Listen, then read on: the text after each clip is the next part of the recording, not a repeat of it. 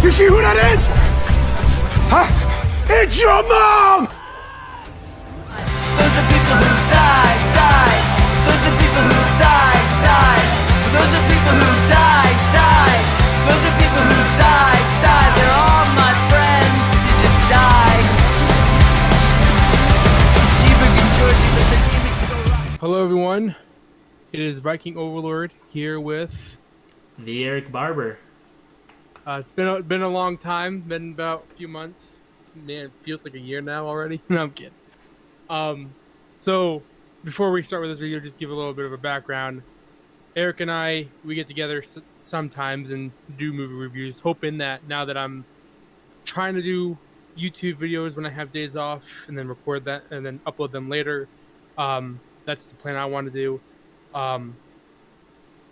Trying to think what else. Eric does a good bit of videos like these two movie reviews. He talks about a lot of the older cartoons, like not older cartoons, like Teen Titans and stuff like that. Definitely go check out his YouTube channel down in the description below. It would be awesome. Today we are going to be reviewing the Suicide Squad, which was directed by James Gunn, which the movie blew me away. Like, but thing is, you can't compare it to anything else. This movie and the Snyder Cut were both fantastic films, and both the directors deserve whatever it's coming to them. Budget was $185 million, and so far, and a lot of people have been complaining about this, saying that it's the fault of the first or the original, the Ayer version of the film. It is from what I've seen, at 18.9 million at the. What the fuck?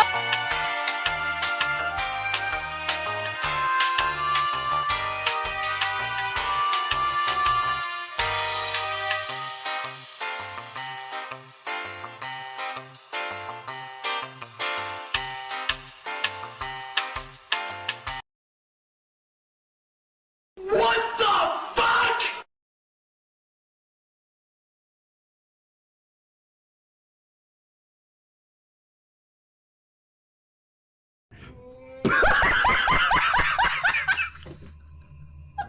Yeah, so my initial thoughts on the film, call me crazy. I actually did not hate the 2016 Suicide Squad. I thought it was like pretty mediocre. First, I think it might even help because it's just inevitable to have people compare it to the other one. So I'll talk about like really briefly what I liked and disliked about that movie. I thought they overused their sound score a lot. There was just a lot of very mainstream music throughout the entire thing. The villains were very one note.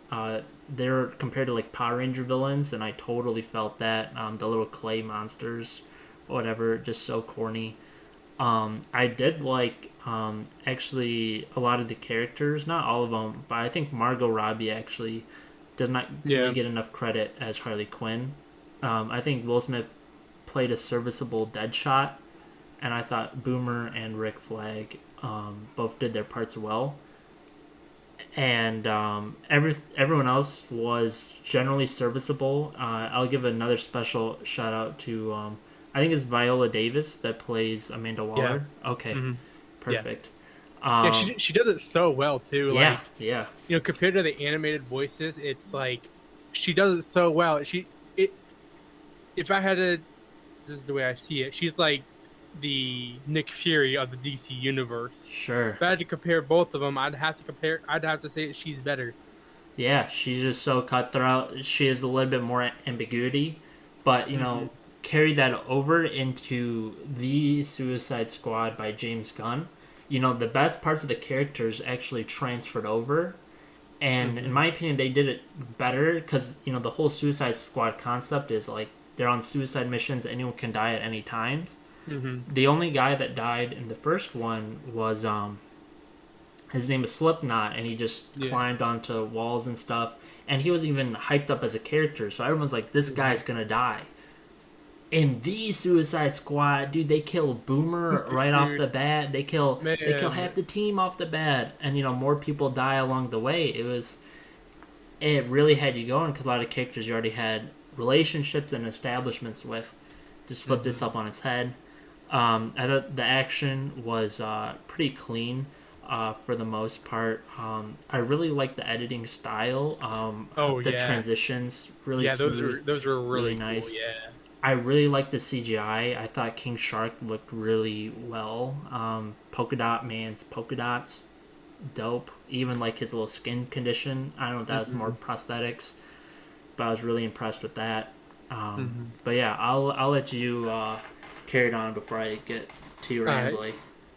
I mean, I gotta agree with you there with the original Suicide Squad. I mean, some people would say that the Ayers version of it in the Suicide Squad are two different things, but because some of them had like pretty much the same cast, I consider it being a second one and not a reboot. So some other people would probably deny that, which I don't care, because I feel like it makes more sense to have it be a first and second one, basically just being an improvement to the first one.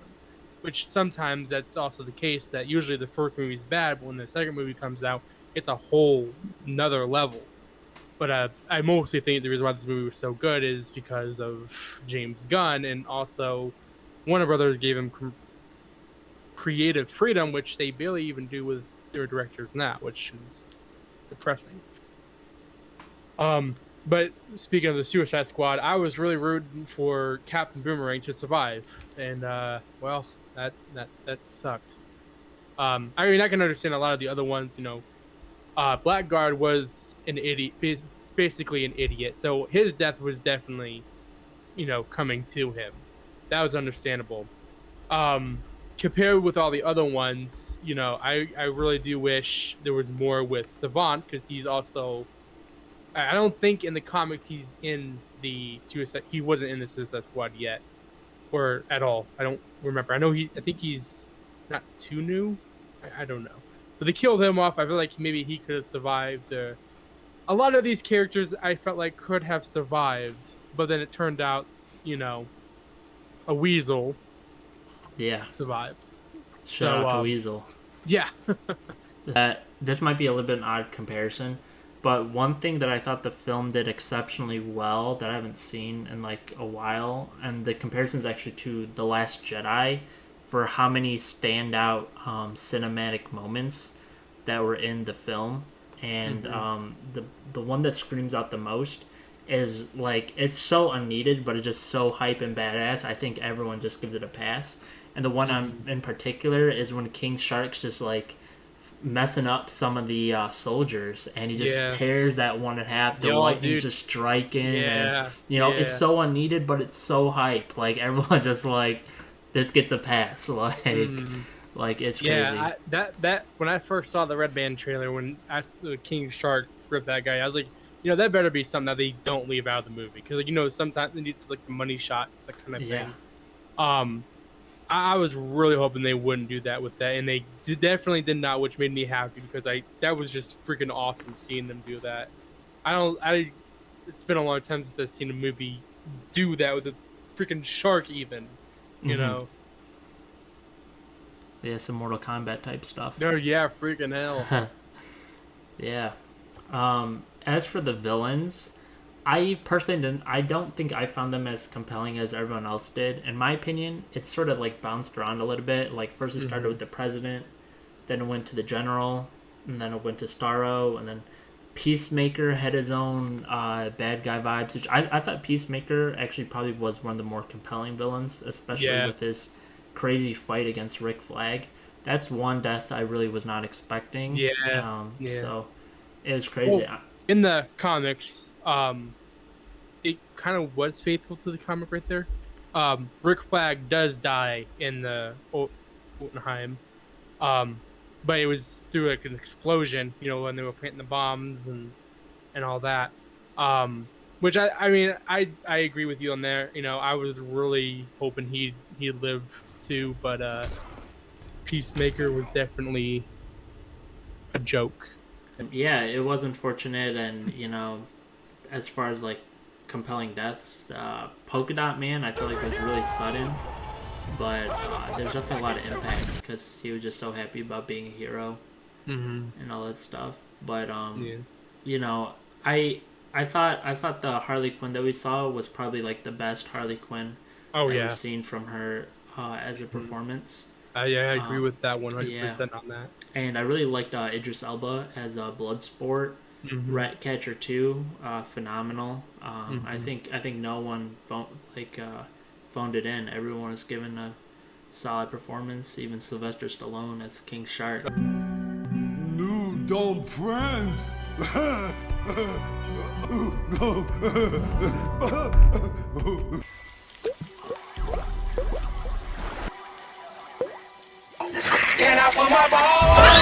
Do you have any thoughts on the humor from the movie? The humor was definitely awesome. Of course it's James Gunn, so I mean, of course the humor is gonna happen at a necessary time. Which laughed when Polka Dot Man died, and I know it Yeah. was unnecessary because like he was like, "I'm a fucking superhero," and then he gets freaking smashed. And I think that was the perfect time right there. It's sad, but it was the perfect time to laugh too. Sure. Yeah, I'd say the comedic timing was definitely there for me. Like, I'm not really the sort of guy that even like laugh at a lot of superhero movies, like a lot of Marvel movies. I'll be with you, are definitely misses for me. But this did surprise me. There are a few more chuckles than a normal superhero movie for me, so I was really excited about that. I think James Gunn is the best chance at saving the DCEU as long as Warner Brothers accepts, it allows the creative freedom. For all of us out there who are maybe becoming future directors, who have watched movies all our lives, who have watched reviews, read reviews, who do reviews, know how important creative freedom is, and that studio interference is definitely not a good thing. And that's how a lot of other movies, like The Amazing Spider-Man 2 and Spider-Man 3. Spider-Man 3, Justice League, Joss Whedon's version. Yeah, 2017. Yep. A lot of these movies have, failed. They could have been good, but because, things happen. Now, I can, Justice League's part, I can understand because, Zack Snyder's going through a tough time during this time. He had really no control of what was going on. And some people have blamed him on that and stuff like that. And it's like, if someone in my family passed away and, I would take time off the film and give it to someone who I actually trusted because that would have been a better idea. I mean, the movie, the thing is, all I'm trying to get is creative freedom is always important. And this movie needs to be an example of creative freedom. And Warner Brothers needs to be aware of that. Well, no, they already they are aware of that. They just don't care. That's just wanted to share that for everyone else. Yeah, right.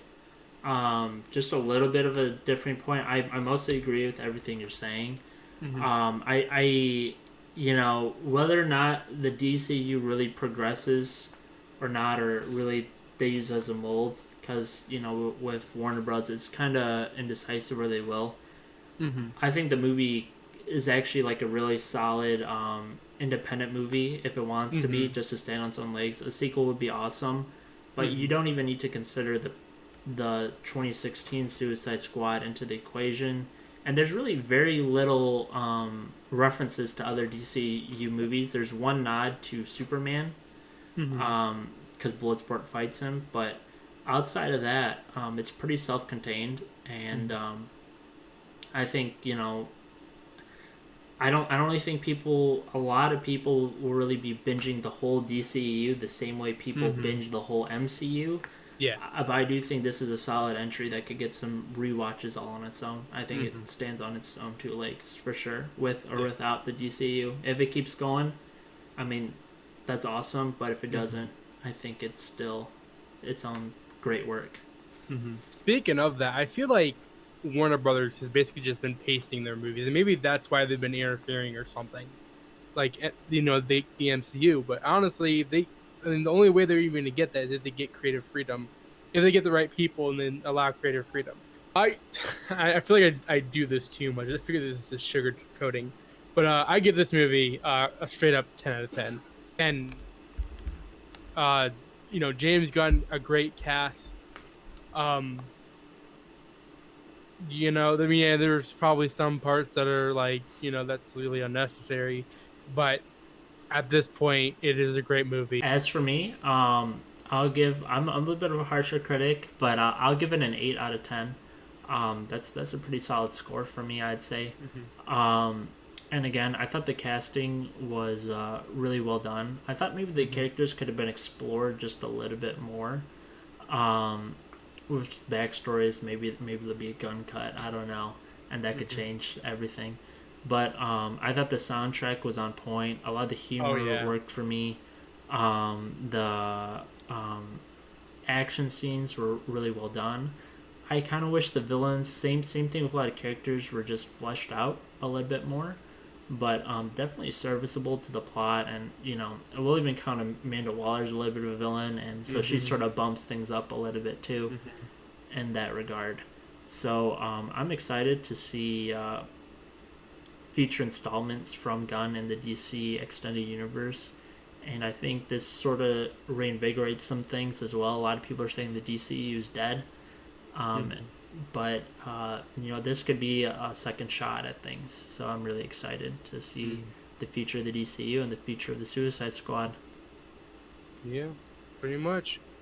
I guess close things up is release the Ayer cut.